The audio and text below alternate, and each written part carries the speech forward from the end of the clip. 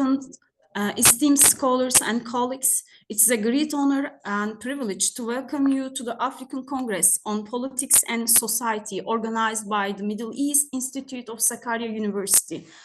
The main objective of this Congress is not only to explore the evolving dynamics of politics and society across the African continent, but also to recognize the growing interconnectedness between Africa and the wider world, including Turkey.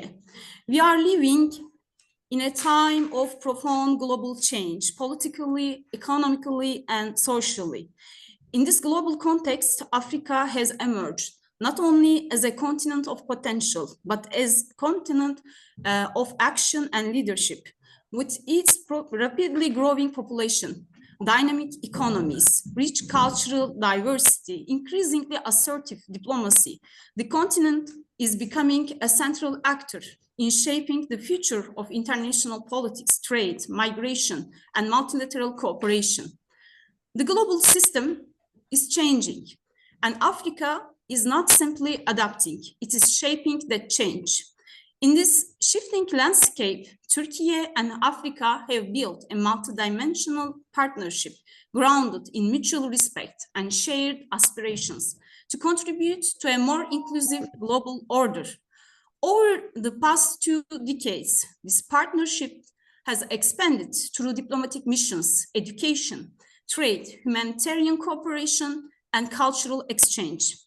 At Sakarya University, and particularly within the Middle East Institute, including research assistants and professors of African studies, we are committed to contributing to this cooperation through a series of focused academic initiatives.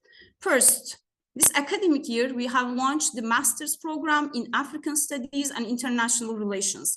This interdisciplinary program is designed to train a new generation of scholars and professionals who will contribute to policy, diplomacy, and research related to Africa and its global interactions. Second, since 2024, we have been publishing the Turkish Journal of African Studies, an academic peer-reviewed journal that provides a platform for high-quality research and diverse perspectives on Africa's political, economic, and cultural and social realities. And third, we are excited to announce that within this year, we will publish the first issue of the Yearbook of Non-State Actors in Africa. This publication aims to document and analyze the critical role of non-state actors that are increasingly influential in shaping African politics and societies beyond the traditional state-centric lens. Through these initiatives, we seek to deepen our understanding, foster dialogue, and build academic bridges between Turkey and African nations. In closing, let this Congress be a space for reflection, learning, and dialogue. May it spark new ideas and research that further highlights the vital role of Africa in today's world. Before I conclude, I would like to express my sincere gratitude to those whose vision and support have made this Congress possible.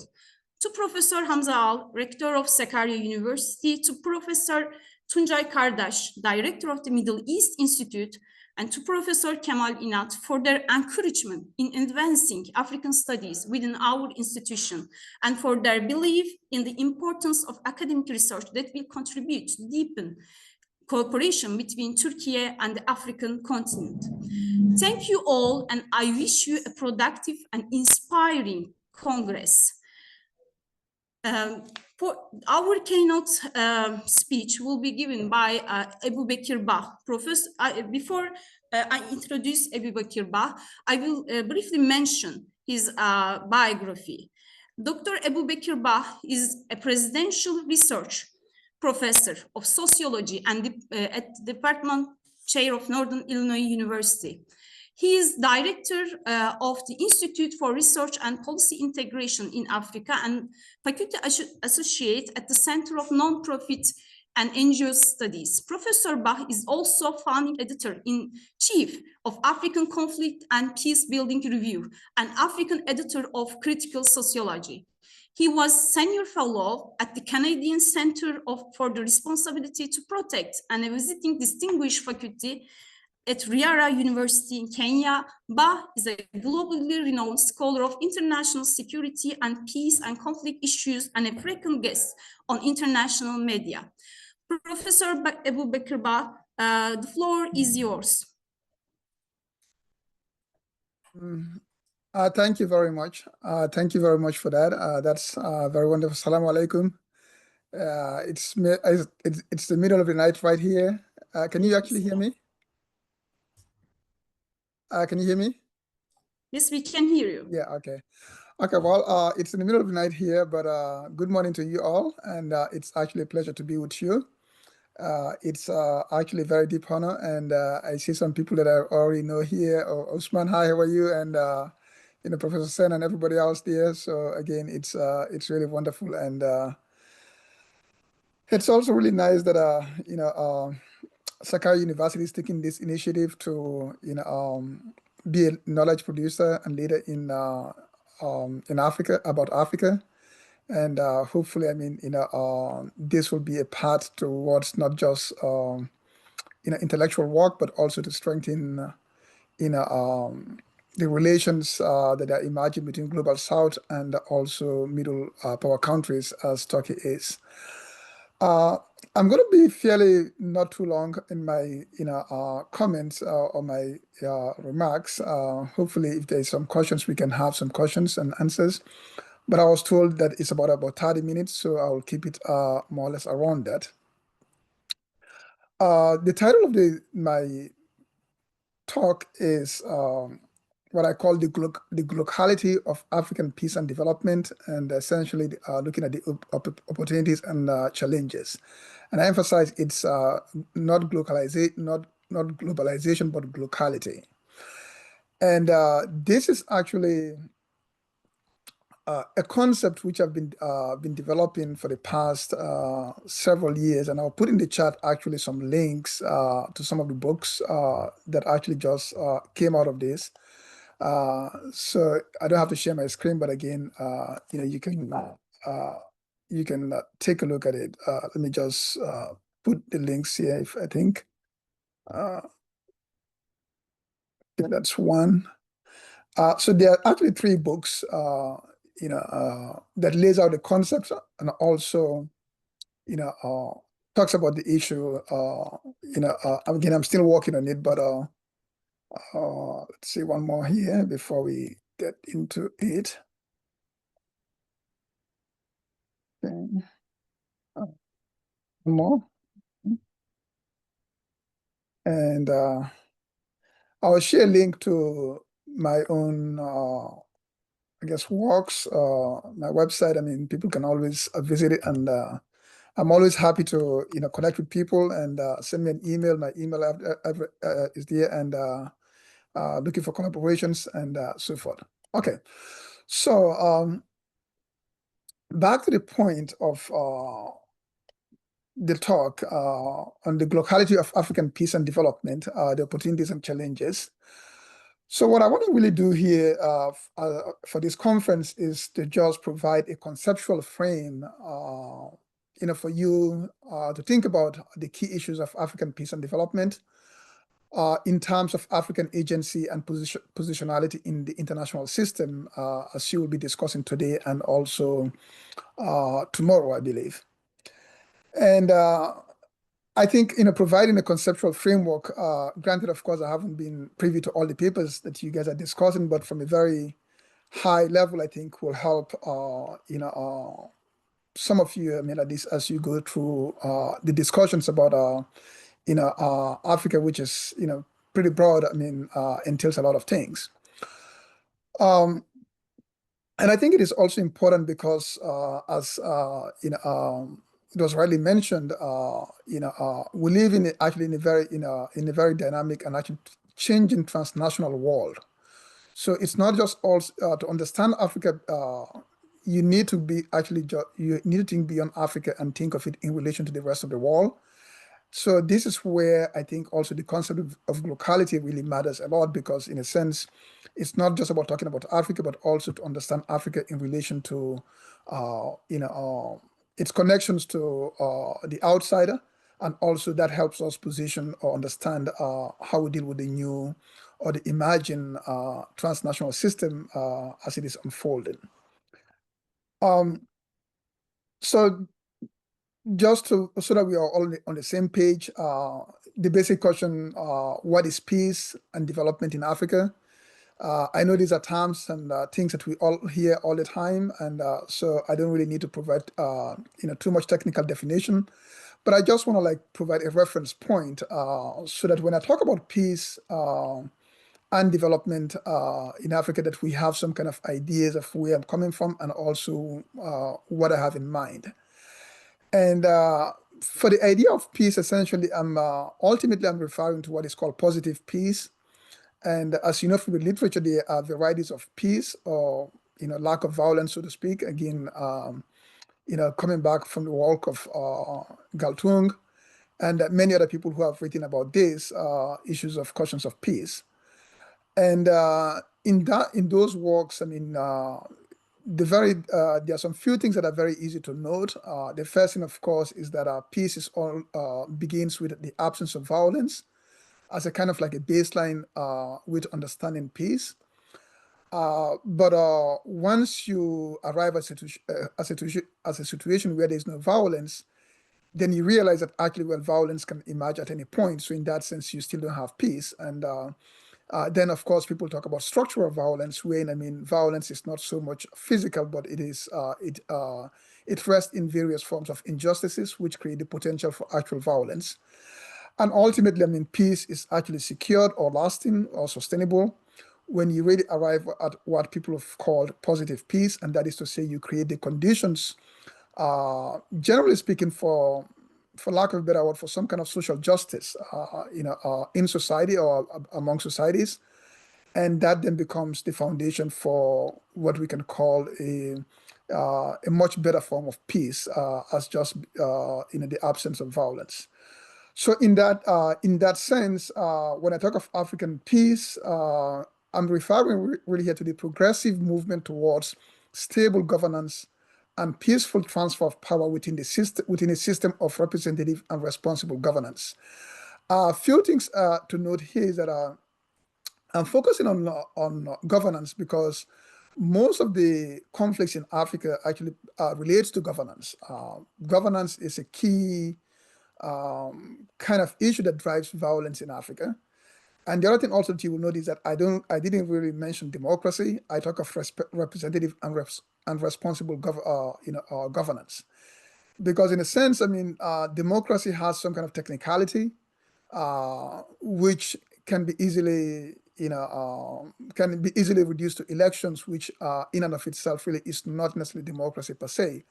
So I'm referring here to forms of governance that actually are representative and also responsible. And when you have a movement towards this within a peaceful transfer of power, then you get, of course, peace. And for development, again, when I talk of development, I'm coming largely from the concept of sustainable human development. Again, this is something that was developed at the UNDP, Sen and Anand, back in 1994, working through the UNDP. But essentially, they developed this concept of human development, and then evolved to sustainable development. When, I mean, we talk of development not just so much as market indicators or macroeconomic, GDP and those sort of things, but I mean, you go on to the actual conditions of people, especially social well-being, freedoms, and a whole bunch of other kind of things, which in many ways are mirrored in the UN Millennium Goals, or I mean, they have been transferred so many times, but essentially it mirrors there. So when I talk of development, that's really what I mean in a broad sense. It's about the creating the conditions for the material and social well-being of people in Africa. And in that sense, to just give a kind of like a few words as a definition, by African development, I mean the progressive expansion of the industrial processing of natural minerals and agricultural goods in a way that it leads to increased employment, enhanced physical infrastructure, and improved social well-being. And the important point really here is that for you to achieve all those, social development things, employment and healthcare and so forth, you need to have the economic base for that. And for you to have the economic base for that, of course, I mean, in the case of Africa, because the continent is by and large not really industrialized, it means that natural resources has to be actually the driver for that, and of course agriculture. But it also means that the African continent has to move from exporting raw materials to actually processing minerals in order to achieve the kind of economy that will actually produce a sustainable human development. So with those two things in mind, kind of like a working definitions, when I talk of peace and development in Africa, these are the things that I mean. The next thing I want to just talk about briefly is about the notion of glocality and how it relates to to Africa in particular. Again, the links that I sent, provide a extensive, analysis of the concept of, glocalization or glocality. And I find this concept actually to be very useful when I talk of African, issues, in this case, peace and development, because one of the things that any person who studies Africa, will know is that what happens in Africa, is conditioned not just by Africans or things in Africa, but also it is connected to the external world, both in historical and also in contemporary times. In other words, if you talk about civil war in Africa, if you begin to dig, I mean, the root of that civil war certainly, has some external connections, and of course, but on the flip side, again, what happens in Africa is not just entirely driven by external factors. I mean, there are also some internal dynamics. So, in a way, I mean, the African reality, whether we talk of peace and development, all of those things are really the result of a very unique interaction between external and domestic factors. Now, this is true for any other place in the world. I mean, no country is an island, but the African condition, I think it's a little bit much more unique because the history of the past 300-400 years is one in which, African societies have not really had what you can call a reasonable control of their own societies because of history of colonialism and other kinds of things. So in that sense, I mean, the issue of the interaction between domestic, external and domestic factors matters in the African context more. I developed the concept of glocalization or glocality largely through coming from a sociological background. As you know, I mean, a lot of the works on African peace and development are mostly, political science and to some degree economics work. But coming from a sociology background, sociology is actually very rich in terms of understanding or explaining social realities, by, in a sense, identifying both immediate and external kind of like conditions for it. And to not really drag it too long, I mean, in sociology, I mean, there are really two critical concepts that are relevant. One is this, globalization, which we're all familiar with. And again, the idea of globalization, extends way beyond sociology to other fields. But over the past, 50 years or so, I mean, increasingly political scientists and others have been talking about the emergence of the global society and, when, I mean, everything kind of like falls or feeds into or, gets submerged into the Western neoliberal economic and political system, whether through capital, corporations or whether through other kinds of policies. But essentially, we see this phenomenon of globalization. And Africa has been globalized long ago. I mean, you just have to look at the history of, the transatlantic slave trade, the history of colonialism. Africa has been actually at the center of actually the industrialization of European countries. through the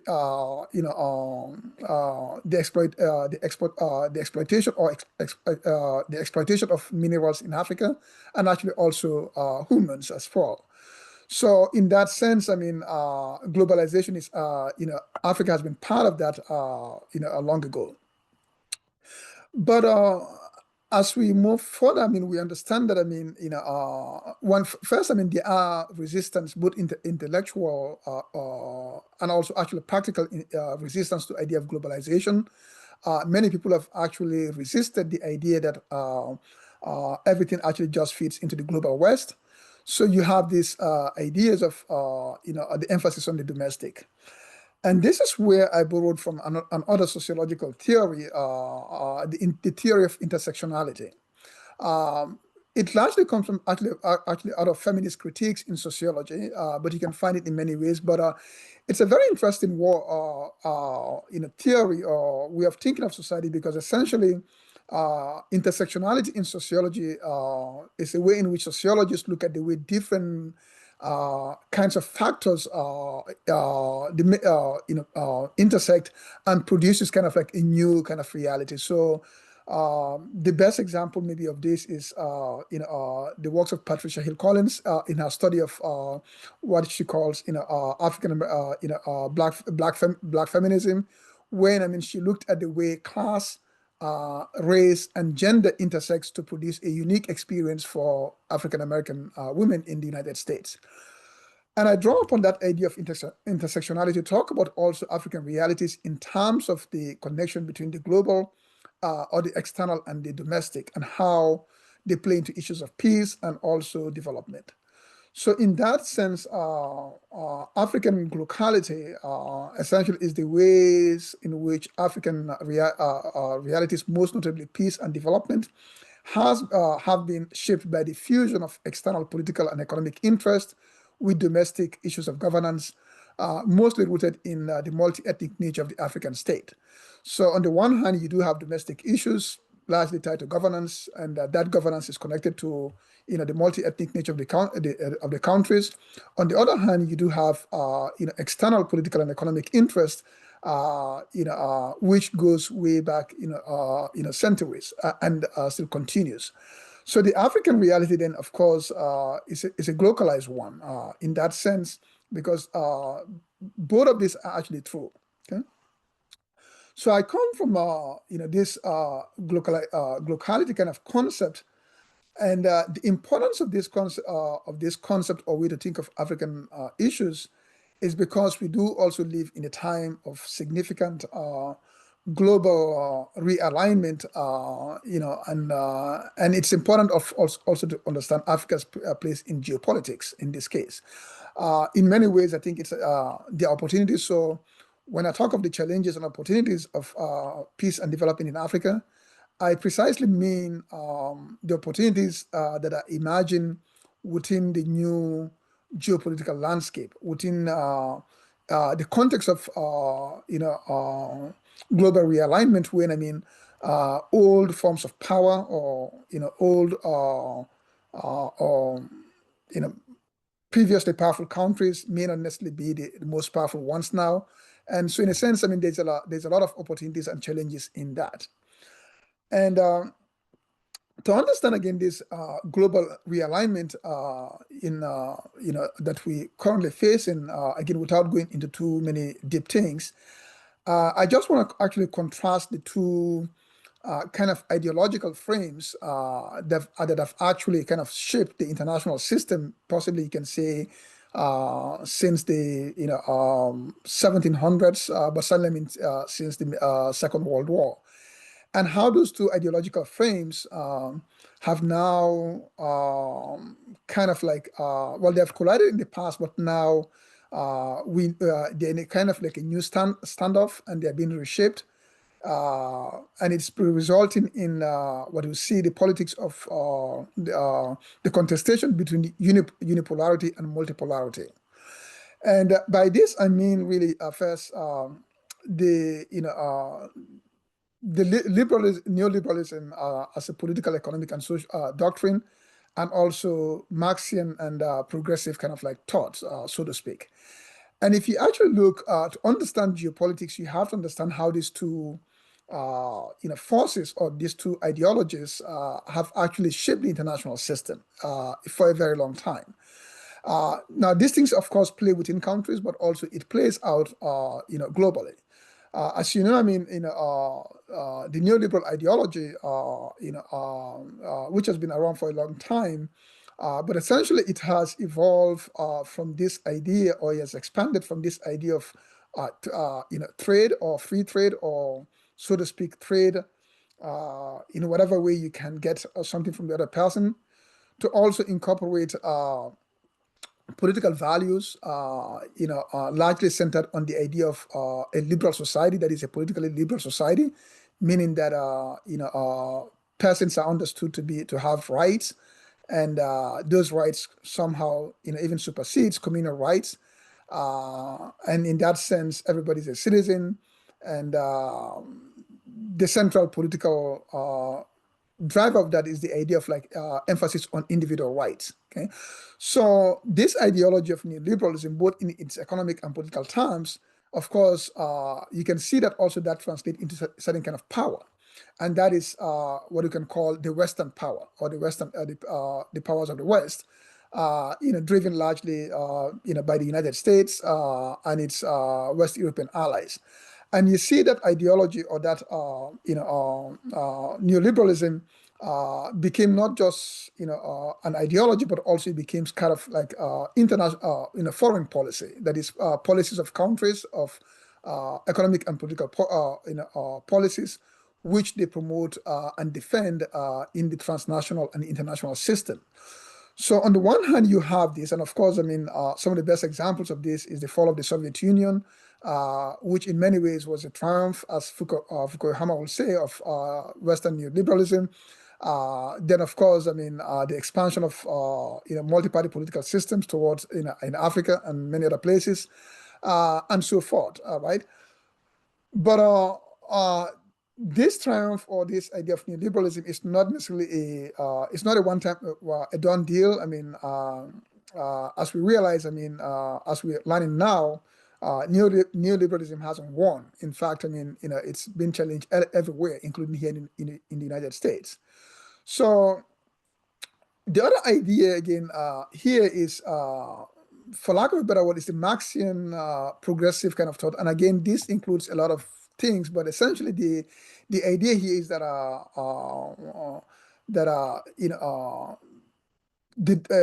the policies, economic and political policies of countries, have to somehow, at least domestically, have to take into considerations questions of social justice or equity among people. And again, over the years, of course, or over this decades, it has evolved in various forms. Ultimately, the classic example is communism. Again, not that I support communism, but the point is that I just want to note that this is an idea that is rooted in some kind of social justice, meaning that the way you understand society is that there has to be a balancing individual interest with some kind of communal interest. Now, whether you do it correctly or rightly, that's a whole different point. But it is this progressive thought that you see that emerge also in various other corners of the world, and associated with different forms of powers. In this case, for example, the Soviet Union as a communist, the bastion of communism. But of course, you have China and many other actually countries that resist the neoliberal model. So you do have these two kinds of variants of ideologies that really transcends the international political system for a very long time, and that kind of like came to collusion to some degree first, right around the fall of the Soviet Union, but actually more recently, with the rise of China and the, I guess, for lack of a better word, the I guess the transformation of the Russia into a much more assertive and impulse a power, but also the emergence of actually many middle power countries. BRICS is a very good example of that. So we talk anywhere from Turkey to Indonesia, Brazil, and many others. So, and if you watch in all of those countries, somehow they are not entirely neoliberal in many ways. I mean, it doesn't mean that they are communist, but kind of like they tend to like take this nuanced ideological stand that is not entirely purely neoliberal, at least in totality. So the another side point that also that emerges, at least in the West, is the emergence of nationalism in a new kind of nationalistic nationalism in West European countries, in the United States and in Europe, one in which somehow the idea of it's almost contradicts liberalism, and it goes back to some elements of communitarianism, but of course with some caveats. That is to say, it's couched in terms of people who belong and who doesn't belong. But in summary, I mean, these two ideological forces and their manifestation in the powers of various countries, that is Western, non-Western, emerging powers, has actually brought us to where we are right now, and that is we are in a situation where the unipolar world, as the Russians describe it, is being challenged. That is to say, new other powers have emerged that do contest neoliberalism, and also the countries that actually have those powers. In fact, I mean, you will see some of this even in within African countries. I mean, again, African anti-colonialism ideology has been there for a long time, but you see again, especially in the Sahel, the reemergence of this idea of African ideology, so to speak, that is to say anti-colonial ideology. And I think all of this fits into this situation that we have in now, where people are, for lack of, simply said, I mean, we are in a multipolar world.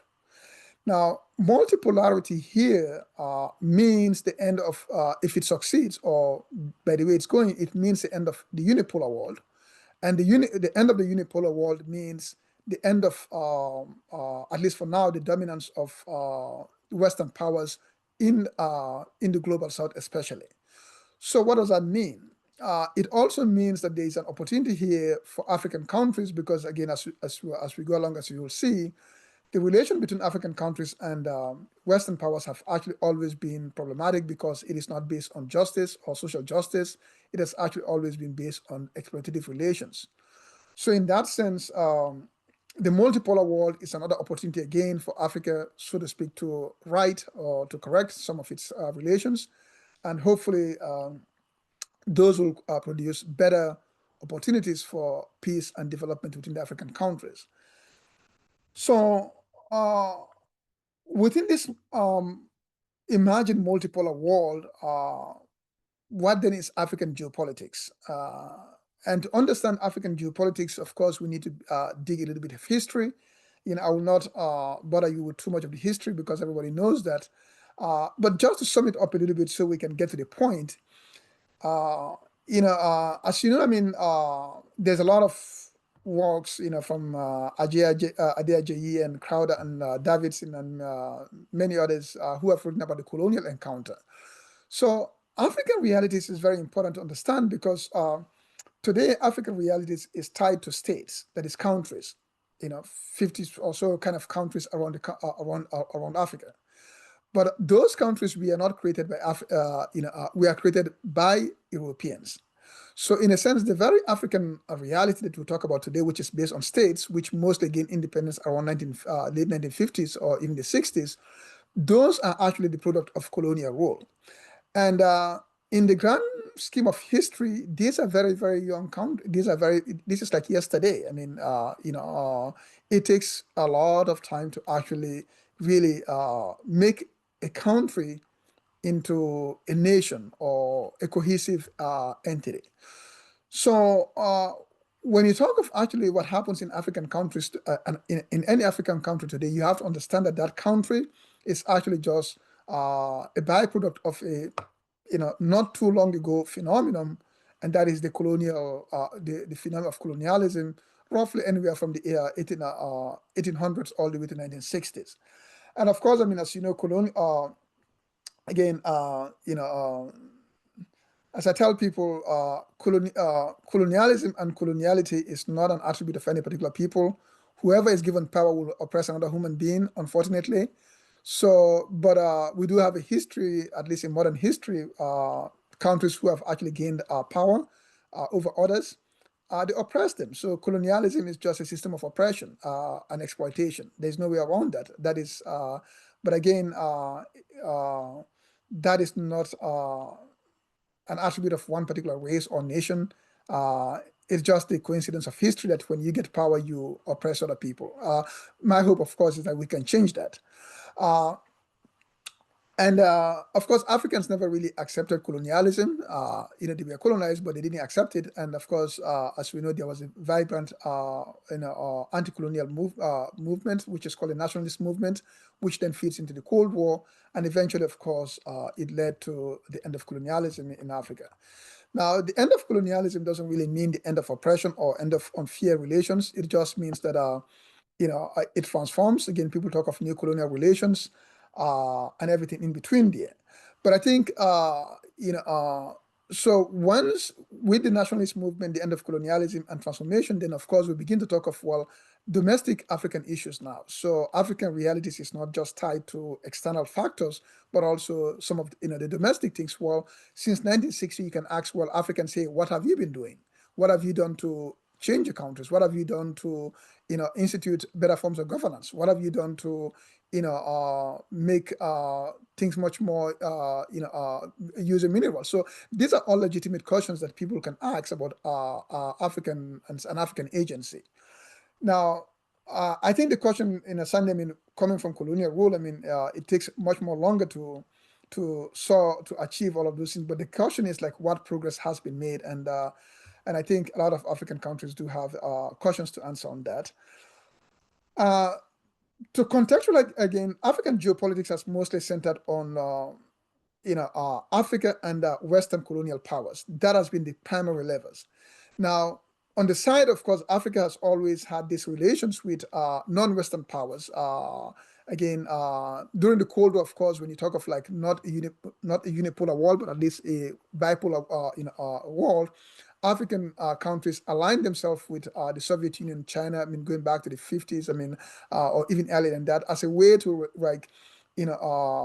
counter our Western dominance, and it worked a little bit, but not too well. Partly because again, the communist systems were not entirely very, very good. But I think the important point really here is that Africa has always sought out non-Western powers as allies. And we saw that, during with the Soviet Union. We saw that with China.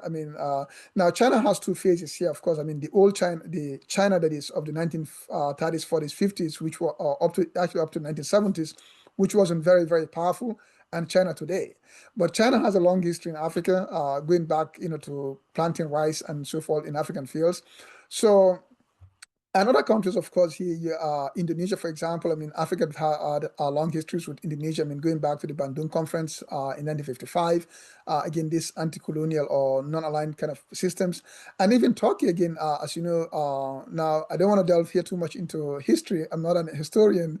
But as you know, the Ottomans also have, have been in Africa for a long time. From Egypt, Sudan, and going to North Africa. So the Ottomans have had a long history in Africa. Granted, of course, it's not the same as Western colonialism, but as an empire, it had also a kind of history there. But I think the most important point for me here is that to understand Turkey in this case as an emerging middle power in this new multipolar world. And I think also it brings different kind of experiences precisely because it also has a relation with Western, so to speak, domination, or so in a sense that there's some kind of affinity between Africa and Turkey in the sense that there's some kind of shared experience with West, so to speak. So African geopolitics actually centers on this complex history and relations between African countries individually, but also collectively with Western powers, and also non-Western powers, which mostly serve as kind of like where Africans will turn to, so to speak, to either as a way to resist or extract something from Western powers. And in very broad terms, African geopolitics, especially through the lens of the West, or this relation with the West, has mostly centered on four things. And this, in my view, is power, natural resources, actually three things, and security. These are the things that have actually driven African relations with Western powers and actually even emerging powers now. As you know, the idea of power, the ideology, the expansion of the neoliberal ideology going back from the slavery to colonialism, as a way to think, to change or to modify African societies in terms of the ideology of free trade and even religion to some degree. That has always been central in African geopolitics, and even for non-Western powers, again, the Soviet Union in particular, the ideological contestation has always been in Africa. So when I think of actually geopolitics in Africa, I always think of actually the occasion of power through varying forms of ideology. Again, I don't want to put religion as an ideology. I don't think so at all. But I think it's also important to understand how religion, in one way or the other, is also part of that mix of power. Again, I don't mean authentic religion, because it doesn't mean that somebody does something in the name of Islam or Christianity. It means it's Christian or Islam. But I think it's important to understand the way those things have been deployed. And the ultimate example of this form of application of power is the emergence of the Westphalian states in Africa, or the lack of, so to speak. How Africa emerged into so many different countries or multi-ethnic countries. And the important point here is that there's hardly any African country is actually a real nation. They are all actually a mix of many ethnic groups. Now, many other countries in the world are also multi-ethnic, but the problem in Africa is that at least most African countries hardly have any cohesive idea of nation. Very few exceptions, you may say, and that is a problem politically. The second issue, of course, is natural resources. African geopolitics has always centered on the extraction of raw materials, minerals, and also agricultural goods, and that has been going on since the colonial encounter, and it is still going on today.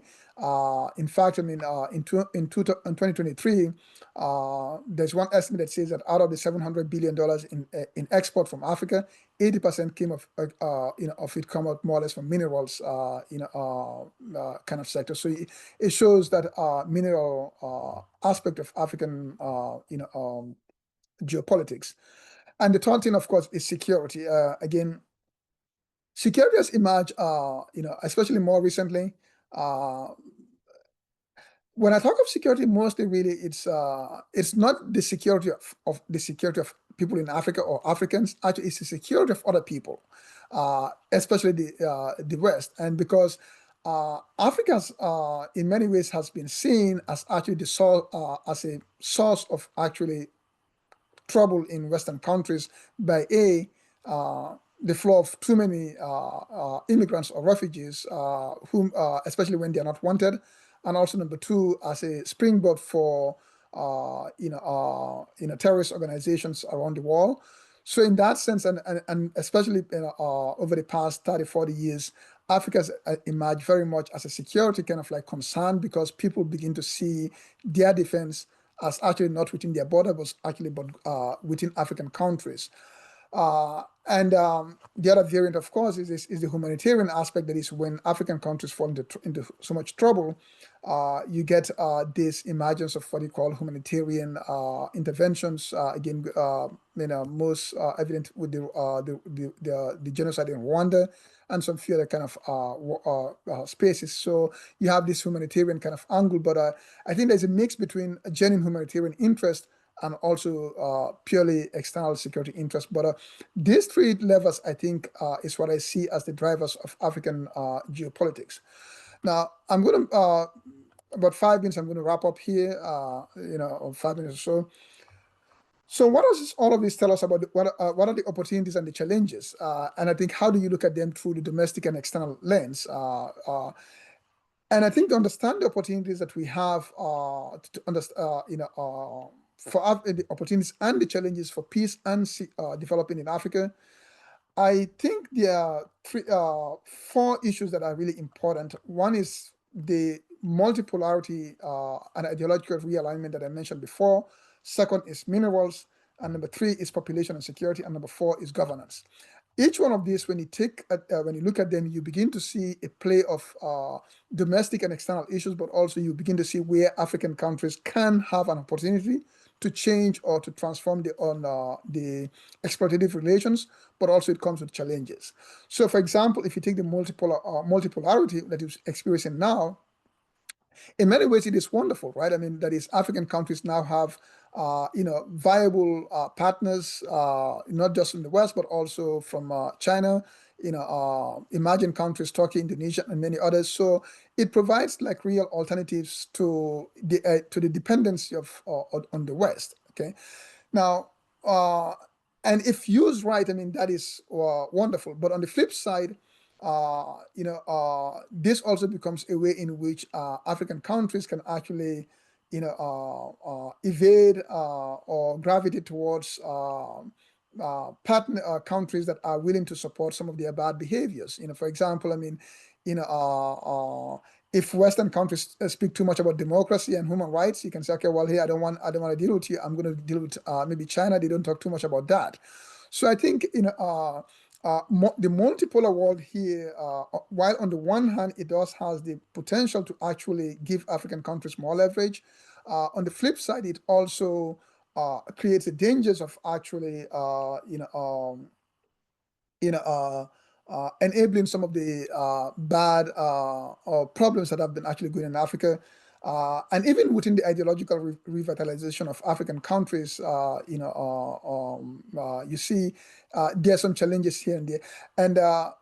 And this multipolarity is happening both domestically and externally, because on the one hand, domestically, you can see how what is happening in Africa, I mean, ideological resilience, anti-colonialism, and so forth, especially in the Sahel. But on the other hand, also, it is actually external, meaning that multipolarity is coming really from, I guess, in many ways, from the dust that is happening between the fight between United States and China and Russia, and so to speak. Okay, so that's just one way to understand this concept of glocality in the way we understand the African positions within the transnational system. The next thing, of course, is minerals. Minerals again has this duality here. So multipolarity means that now Africans have market options. It's not just colonial dependency, like take your things and sell to French or the British and so forth. And there are real new partners here, both in terms of countries that can come and invest or be exploited, but also it on the flip side of that, it just reinforces Africa as the place to exploit now. So not one exploiter before, now you have more exploiters. So to the extent that, I mean, African minerals becomes only in terms of like digging and exporting, not transforming, I think it is a problem. So the real challenge really here for African countries, or the real opportunities, is that as they think of in this multipolar world, is how African minerals can actually be not just extractive, but also to begin to move to processing, at least, because again, as I defined development before, you need to actually move from mineral extraction to processing in order to actually have the economy to support economic development. Can African countries do collective bargaining instead of each one of them bargaining separately? So these are all opportunities, that are kind of like in front of African countries. The third point really is about population and security. Again, in the multipolar context, you see the domestic. You see an opportunity. Africa has population. Africa has a very good population advantage in the sense that it has a very youthful population, which many other countries do not have. In principle, that is an asset if you do have the right economic and political policies that can actually transform that into what you can call a productive labor. But on the flip side, of course, I mean, unemployment and all kinds of other kinds of forms of governance makes that very population a security issue, meaning that when you do have youths, young population, and you don't have the economic opportunities, then they become a security risk. At least many people see them in that way. But because on the one hand, they become like disgruntled about governance, and they can be take to the streets, but also they become like a population movement. So you see this global transnational interest in African populations as a in dualistic terms. The last point really is about governance. At the heart of the African issue is governance, and the reason why African governance has been difficult is because of the colonial nature of the state, because you do have countries that are really multi-ethnic. But on the flip side, this is actually what Africa needs to solve. For Africa to actually progress, it needs to solve governance, because you cannot really have a country in which people are always fighting. I mean, any small thing is like a fight. You cannot really have economic development or anything like that. So, but for you to actually have proper governance, you do have to have a system of actually fair governance. And it's unfortunate that actually have, in the past 20, 30 years, many African countries have come to misunderstand democracy as multi-party elections, or that's all. The reality is that democracy means more than just multi-party elections. In fact, when you do create multi-party elections without considering the configuration of the state, so that you do actually produce representative political systems, you only add to the fuel. And again, you can see in many African countries, whenever you say multi-party elections, it ends up in violence. The reason is simple, because all people actually vote according to the identity. They vote in ethnic terms, and when you do, each group knows that they're going to win or lose. So there's no incentive to accept results. And when people come to power, they feel more comfortable and secure with their people, and they put them there. So it breeds systems of injustice. So in some of my other works, I've spoken about this, but the idea here is that African countries need a way to find a way to actually think of constitutional forms of governance, when governance is not a winner-take-all kind of outcome, at least until we do have a much more cohesive state. So broadly speaking, I think these are like some of the where I see the opportunities and challenges. And to just conclude, I think the takeaway for this, and as you guys go forward, three things I think I will encourage you really to think very much of this, the notion of glocality, to understand African realities in terms of the intersection between, or the fusion between, the domestic and the external. And also, of course, to understand Africa's centrality in the international system through this emerging multipolarity. And the final point, of course, that Africans, and this is more for Africans themselves, they do need to actually think of appropriate institutional designs to actually enhance governance, so that you can achieve peace and development. Again, thank you very much. I know it went a little bit longer here, but thank you very much. It's a pleasure really to be with all of you. And I don't know the format, if you need some questions or not, but I'll hand it back to you, and I'm going to be here for a little bit. Thank you so much. Thank you. And thank you very much, Professor Bach, for this comprehensive keynote speech. And we have some questions, but before questions, I would like to mention some important points in your speech. And you mentioned the concept of multipolarity, intersectionality, glocality, realignment, and the role of African agency in today's transnational system. And thank you for this speech. And I will mention here some questions. One of these from Professor Ali Balcı. He's asking you, thank you for this informative talk. In the last decade, non-Western powers increased their interest in Africa. Regional powers of the Middle East, Turkey, Iran, and Saudi Arabia, and Asia, great powers, China and India, are two examples. When we compare their interests, with the Western one? How do evaluate Middle Eastern and Asian approaches comparatively? This is the first question to you. Would you like to answer? Yeah, so actually, yeah, thank you very much. And so I guess I will say the problem part first. That is to say, all external powers are to some degree exploitative. So it doesn't matter who you are. If Africans also go somewhere else, they will also exploit other people. So I think that's the kind of baseline to understand that it's all external powers somehow comes with some level of exploitation.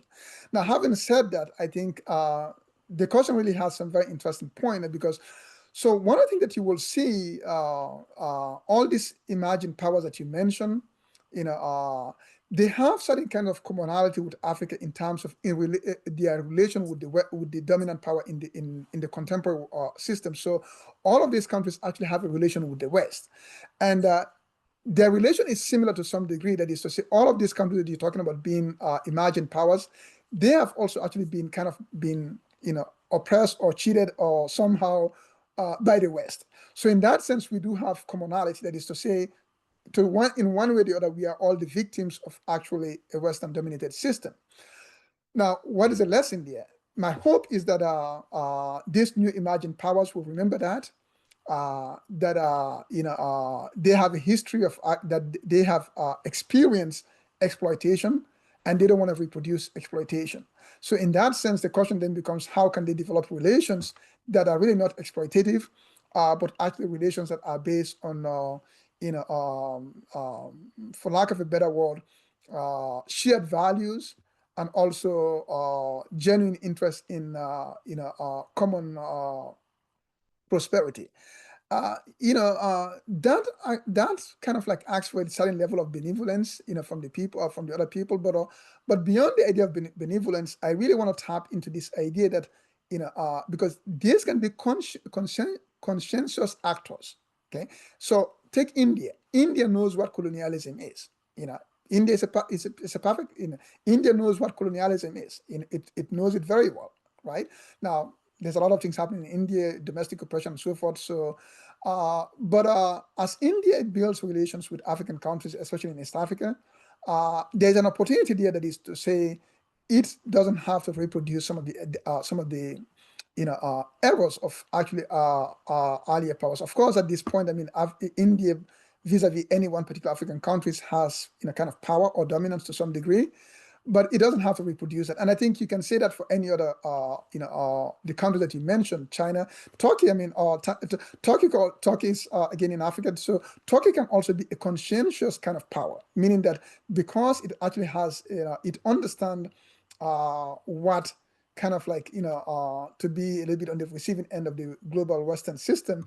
So I think there's an opportunity really here to be a conscientious power. So to summarize, I think the answer to the question, I don't want to say that any one of these power entities here is really a saint or they wouldn't do exploit.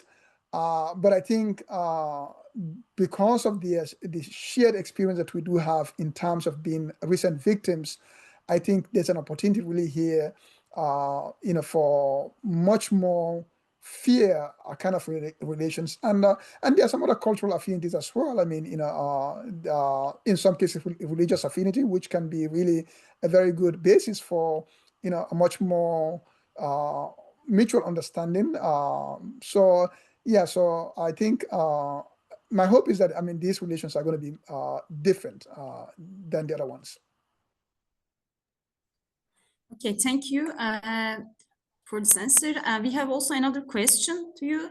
Do you think South-South competition in the African continent slows down the possible transition from unipolar to multipolar world system? So whether it slows down the transformation from unipolar multipolar. So, well, certainly, I think every country is fighting, for itself, and I know. So here's an interesting way to think of it, right? I mean, one is that we can think of all these actors, imagined actors, they're all fighting individually. Each one of them is trying to do their own geopolitics, advance their interests individually. The other model is that, okay, well, they realize that, well, they do need to actually work, because, again, there's a West, because and the West still, of course, have degraded dominance, then they need to collaborate. So this is where you see things like BRICS, G20, and many other kinds of emerging, networks or alliances, especially of global South entities. So I think there's an opportunity actually there for collaboration. I'm not entirely sure that it is, it is well coordinated or it will lead in that way. But what I will say is that at this point, nothing is defined yet. At this point, the unipolar system hasn't really ended yet. It is being challenged. We will see what happens. I think the next decade will be defining. But certainly, I mean, there are opportunities, for other actors to gain more grounds, and they really. So I think again, the central point really here is if all of these new emerging actors see themselves as one kind of block in relation to the West, that's one way to think of it. And then, of course, then what is the coordination and what is so forth. Now, if they don't see themselves really as one block, or collaborators, then of course, what it means, you just have more actors fighting India, and potentially, I mean, you will have, I guess some of the smaller powers may not be able to, leverage a lot, simply because, I mean, there's still inequalities in terms of technology and money that emerging powers have from other powers.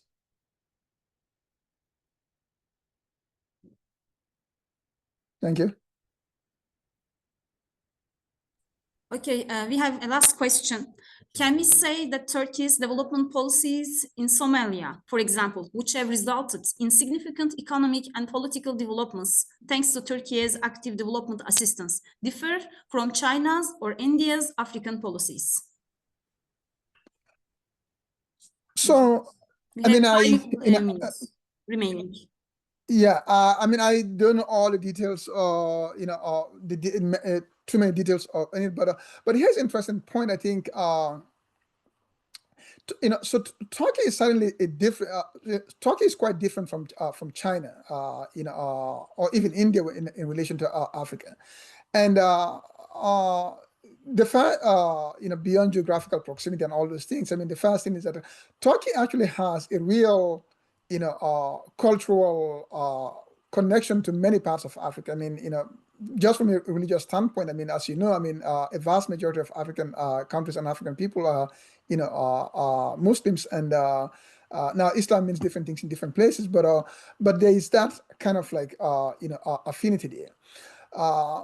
So I think, again, I consider to be an opportunity, that is to say, when you have a cultural affinity, in terms of how you advance. Now, the next question to note is that,